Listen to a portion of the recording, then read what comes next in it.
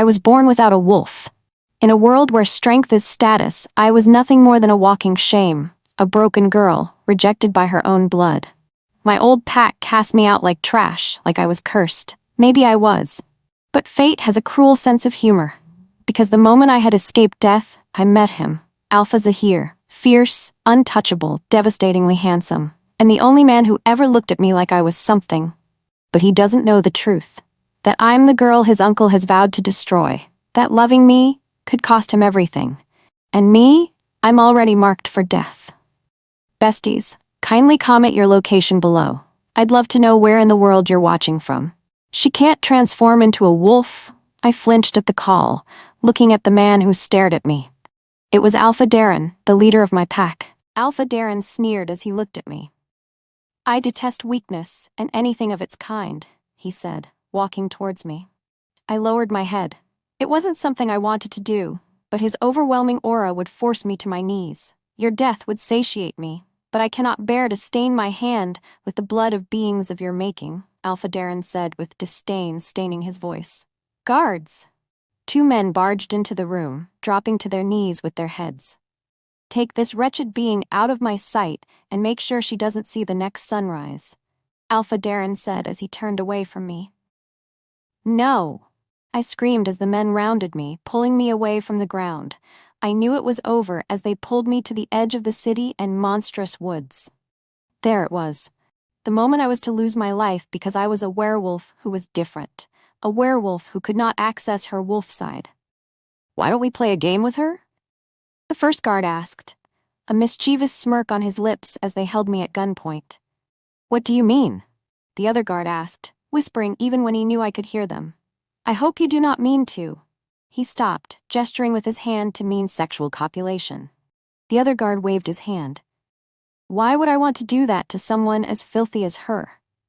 His words stung, even when I knew it was the end of my life as they poked me forward. What do you want to do? The other guard asked. This, the guard said as he pushed me forward. Run. The other guard stared at his counterpart. The guard only watched me with a mischievous grin on his face. Make this interesting for me. I turned around with instinct pushing me forward as I pushed away through the forest. Leaves smacked against my face as I gasped for air. Over there. Don't let her get away, their voices echoed as they chased me. My fear wouldn't let me listen as my feet pounded against the floor. There was no way I could escape them, even after they had let me free. There, one shouted as a stick snapped underneath my foot. Damn, I cursed underneath my breath as I ran forward, stopping in something like a swamp.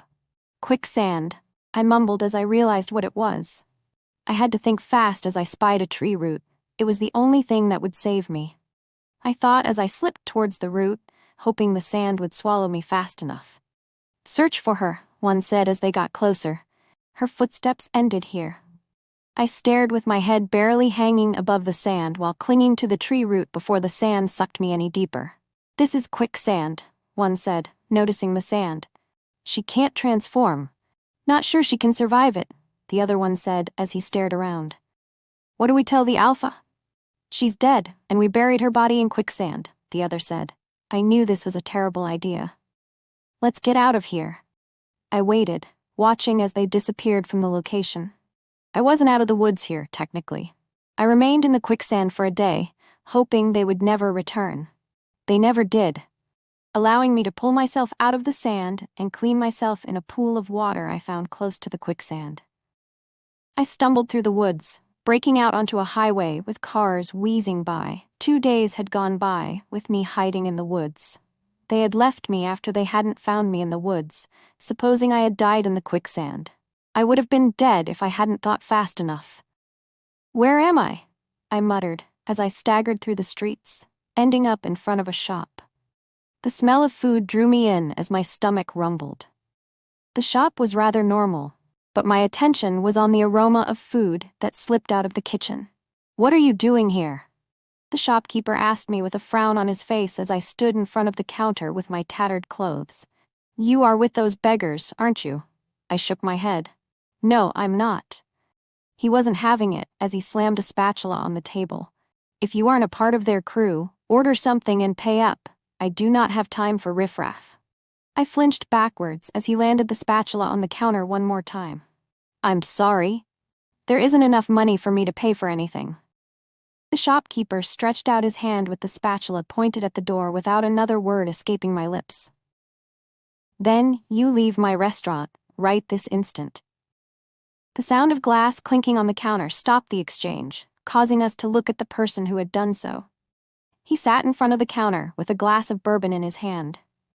His dark hair curled, giving it a wavy form. His emerald eyes focused on the drink as he dragged his glass back to himself. I didn't hear you. What's your name? Zahir, the man said, raising his head to reveal sparkling dentition. And I'm pretty sure you heard me when I said you should let her have whatever she wants. Sir, Zahir, she is among those beggars who would do nothing to improve their lives? Zahir held out his hand with a smile. I felt my soul almost dissipate from my body as he stared at me. Give it to her and bring the house's specialty for the both of us. The shop owner scoffed, stamping the spatula on the counter before he moved into the shop kitchen to bring what he had ordered.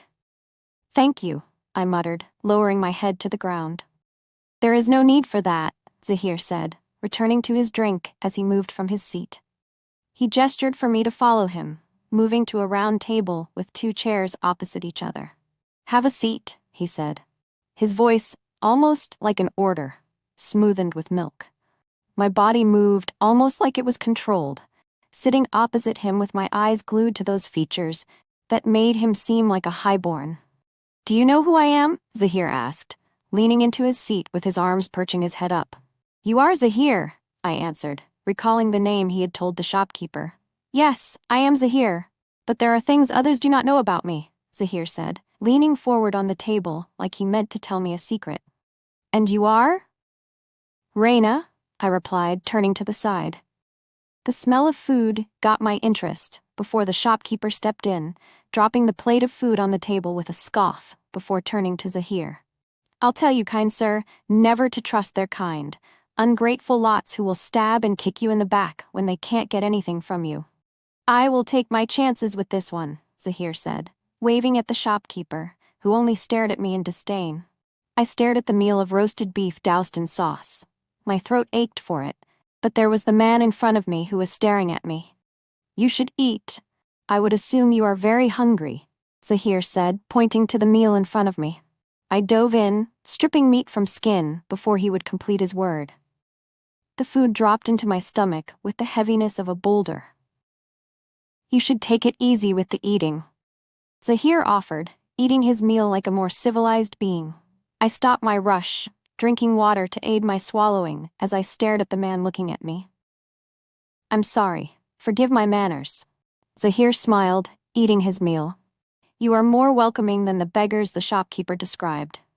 Getting a subscription notification is one of the things that encourages me to continue posting these stories. Would it be fair if you don't encourage me? That's because I'm not a beggar, just a victim of my circumstances, I said as I recalled the incident. 2 days of running from my would-be killers. Mind sharing the details? Zahir asked, leaning backwards to listen to my story. I lowered my head from the food. You will probably ostracize me because of this. My former pack wanted me dead because of it. Do I look important to make important decisions? Zahir asked, holding out his hand. I let out a deep sigh. I can't access my wolf, Zahir hummed, rubbing his hand across his chin. I would assume your alpha is a stupid man. Such things don't occur here, I chuckled, recalling the terror. I am happy being far away from people like him. Then, I would want to keep this simple, Zahir said, locking his hands together. My hands wouldn't drop the food in my hand as I swallowed the morsels of meat. I would assume there is a price everyone has to pay. There is no price, Zahir said, holding out his hands. I nodded my head, waiting for him to say what he wanted to say, while taking glimpses of his beauty. It is hard for one to say, but then there is a matter of fact, when I must say I have picked a liking to you, or would I say, I have fallen in love with you. You can't say that to someone on the first day you meet them, I said, choking on the piece of meat that had gotten stuck in my throat. I know, Zahir answered. But this might be the only time I'd be speaking my mind without it being for the sake of others. The first time I have to be selfish. Being selfish is not love. Then you must accept that it is possible to love at first sight? Zahir asked. His emerald eyes mirrored emotions I never thought I would see someone have for me. I heaved a deep breath, finally letting go of the meat in my hand. No one has ever wanted me before. Then you must think I have ulterior motives to say I want you, Zahir said, leaning on his seat. Not so, I stuttered, staring at the table and the space between us. No one word made their way out of my mouth. Zahir smiled, pulling out a wad of cash and dropping it on the table. I have a plan in mind to fix our timing. What do you intend to do? I asked, pushing away from the table. Give us the time to get to know each other, Zahir said as he stood. I reckon you do not have a place to stay as well. I have more than enough space to share with you. I looked around. There was no place for me to go, making his words even truer. Well, I don't have a place to stay. I had a flicker for him, but it was unwise to say it was love to someone who could take advantage of me. Then come on, Zahir said as he strutted towards the door. I pointed at the meal on the table. I'm not done. Zahir chuckled. There are many things you don't know about me. How am I going to make you fall in love with me if you do not know a thing about me?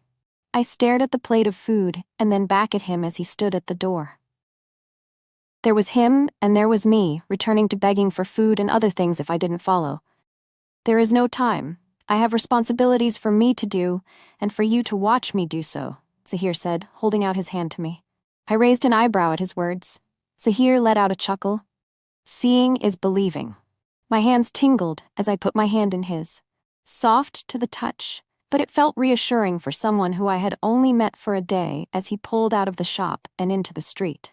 He pulled me, strutting towards a car with a driver at the door. You are finished with your sightseeing, master, and it seems you have brought a friend, the driver said as he stared at me. Master? I muttered to myself as I stared at the man I had my hands locked with. Who was this man? Take me home, Zahir said, putting me towards the door. The driver nodded, slipping into the driver's seat as we entered the car. Zahir plopped down with a groan. The only sound I heard as the car lurched onto the asphalt. Luxury wasn't what I was born into, but I could tell Zahir was born into luxury as we went onto a manor, etched by the best masons as its architecture seemed outwardly. Welcome home, Alpha, the guards at the door said as we stepped out of the car. Alpha? I asked, the words exploding out of my mouth. Zahir turned to me with a smile on his face. I am afraid I had to hide my identity to get someone to fall in love with me. I gulped as I realized I was in the presence of an alpha. I'm sorry, Alpha, Zahir chuckled, stepping away with his arms wide open. You don't have to apologize, Reina. This is your new home, and it is as you please. Zahir fell in love with Reina at first sight. How about you subscribe to my channel at first visit? If this story is making your day already, please make mine with your subscription. I stood still, reeling in shock with the shift of everything. 3 days ago, I was trying to survive, and now the alpha of the next pack said he was in love with me and wanted me to be his Luna. Zahir moved in front of me, waking me from my thoughts. He had stretched his hands to touch me, but pulled away at the last moment. Make it as it is. The maid would show you to your room, and hopefully you can forget the terrible things that have happened to you. I stared at him, feeling the tears about to burst from my eyes as maids surrounded me, leading me away from Zahir, while he waved at me. Weeks had passed since I stepped foot into Zahir's castle. Life had been better, and Zahir had done everything to make happy. Zahir had informed me of a party he was hosting to let the pack and his family know he was making me his Luna. The party had begun in earnest. People rallied around, drinking and waiting for Zahir to announce his Luna, even when they knew with the way Zahir carried me around when the door opened, ushering a hush. Guards flooded into the castle, covering someone in a carriage like a cubicle, while Zahir pulled me with him, waiting for the man to step out. I stood with bated breath, waiting to meet the only person Zahir had spoken of. I had made it a chore to make sure I impressed him enough when the door to the carriage opened. Hello, Uncle, Zahir said, holding a hand to the man who stepped out of the carriage. I froze as I stared at a familiar face staring at Zahir. Alpha Darren, I mumbled. I am proud to know you have found a Luna for yourself. A good thing to push the lineage forward, Alpha Darren said, patting Zahir's arm. Zahir chuckled, turning his uncle towards me. Uncle Darren, this is my future Luna, Raina. Alpha Darren froze as he turned to me. That same look of disdain on his face as he saw me. He cleared his throat as he coughed and wheezed. Are you all right, Uncle? Zahir asked, moving to his uncle's side. I think I would need some water to clear my throat. I've been on the road for quite a while. Zahir chuckled, nudging his uncle. There is wine, and a lot of it here, Uncle, and I want to share that with my future Luna as well. Let's get to the wine to clear my throat, Alpha Darren said, without turning to look at me. I was okay with him not staring at me as I fixed my eyes to the ground. There was no telling what he would do. I want to use the restroom, I said, stopping away from Zahir and Alpha Darren. Do what you want, honey. Don't make me miss you too much, Zahir said as he pulled the Alpha away. I gulped as I noticed Alpha Darren stare in my direction for a brief second before moving on with Zahir. I could feel cold sweats drip onto my skin as I moved past the guest and towards the restroom. Take hold of yourself, I said to myself as I stared at my face in the mirror. He can't hurt you here. Words of encouragement I repeated to myself that I didn't believe my mind would believe as I stepped out of the restroom, heading back to the room. They lied to me about you, Alpha Darren said as he appeared from a corner, his hands wrapped around my neck, choking me as he pinned me against the wall. My hands clutched the wall, digging into the concrete as I gasped for air. You are killing me. I should have killed you with my hands, Alpha Darren said as his hands clenched even tighter around my neck. Uncle. There you are. Alpha Darren pulled his hands away from my neck, wiping his hand across the sleeves of my chest as Zahir drew closer. It seems you're getting to know my future Luna, Zahir said, walking to my side and holding my hands. Alpha Darren chuckled, slamming his hands together as if he was cleaning them of grime. She is one fine specimen. I wonder how she survived this long with such features. I knew the feature he was talking about as I stared at Zahir, hoping he would drag me away from him. We should return to the party then, shall we? Zahir said, pulling me away. I could feel Alpha Darren's gaze burn through me even as we walked further away from each other. The party didn't give off the feeling I had expected it to give. Zahir's pack had accepted me as their Luna, but I doubted Alpha Darren had expected me to be his nephew's mate. What is it? You aren't enjoying the party anymore?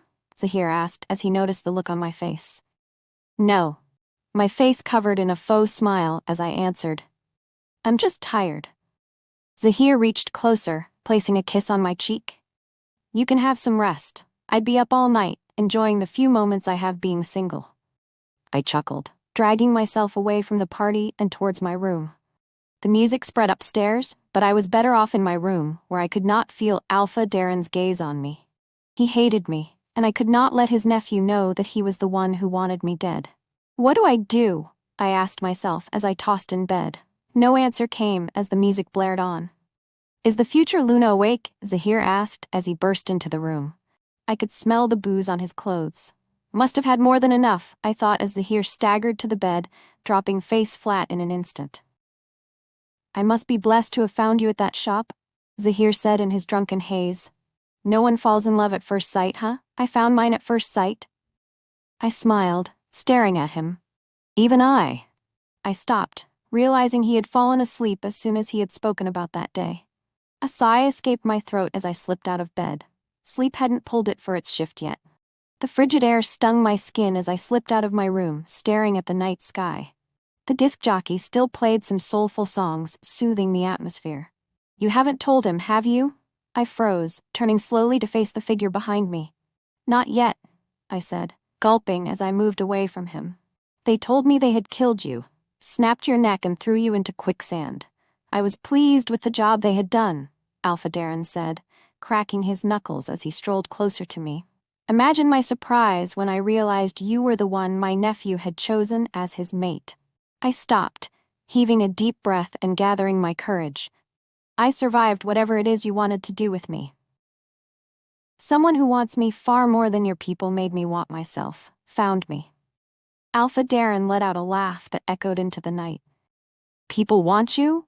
Someone who can't even become a werewolf and calls herself a werewolf. You are an abomination to the Lucan world, Raina, I stuttered, finding the words to say. It wasn't my choice to be born this way. No, it wasn't. You abomination, Alpha Darren said. I hadn't seen him move until he was next to me with his hands wrapped around my neck. You think you can seduce your way to my nephew's heart? He pushed forward, dropping me to the ground with a deathly look in his eyes. I didn't seduce him, I choked out, but I couldn't fight the massive body hanging over me. Death had come for me, even after I had survived it some months before. Liar! Alpha Darren cursed as he clenched it even tighter. I reached out, scraping my hands against him to save myself, as my soul threatened to leave my body while it tethered at the edge of the living when I noticed Zahir appear. Zahir growled, pushing his uncle and toppling on top of him with his claws stretched out.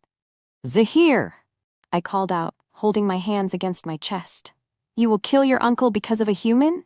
Alpha Darren asked, gasping as Zahir pinned him to the ground. Do you know she can never transform into a wolf, and that is a gene you want to pass on to your children? I know, Zahir answered with a growl. A sound that spread terror through the night sky with his uncle still under him. He pulled away, standing by my side. You leave my pack this instant and never show your face ever again. Alpha Darren scrambled to his feet, cleaning his hand with the back of his hand. You will regret this. Zahir held my hand with a screening gaze at his uncle. Leave and never return. Alpha Darren spat on the ground. Never will I let you do what would damage our line, he said, spinning a surprise attack at me. I closed my eyes, waiting for the attack to happen. It didn't come as I opened it to a silver spear stuck through Alpha Darren's chest. Alpha Darren hung in midair with blood dripping from his mouth. Zahir walked up to him, staring at his uncle's face as life drifted from him. Never in your life, then. I watched as life faded away from his eyes and his body hung limply on the silver spear. What are you going to tell his people? I asked as Zahir wrapped his hand around me. The truth, Zahir said. I pulled away. Wouldn't this cause a war? Zahir shook his head as he turned to his uncle's dead body. I don't assume it will. Our pack is actually one, and his death would only cause its unification. I wanted to drop to my knees and cry, but Zahir held me up, staring into my face. No need for tears anymore. No one is ever going to hold you accountable for something you have no control over. And if they do, you could throw them into prison. You are Luna now, Zahir said, wiping the tears away from my eyes. Repeat after me. I'm Luna now. I'm Luna now, I said with a chuckle, wiping my face. Zahir leaned forward, placing a kiss on my lips. There we go. Now, let's get married, he said, pulling back into the castle. Besties, hope this story made your day as much as your subscription would brighten mine. Here's hoping you'd also tune into my next story. Lots of love.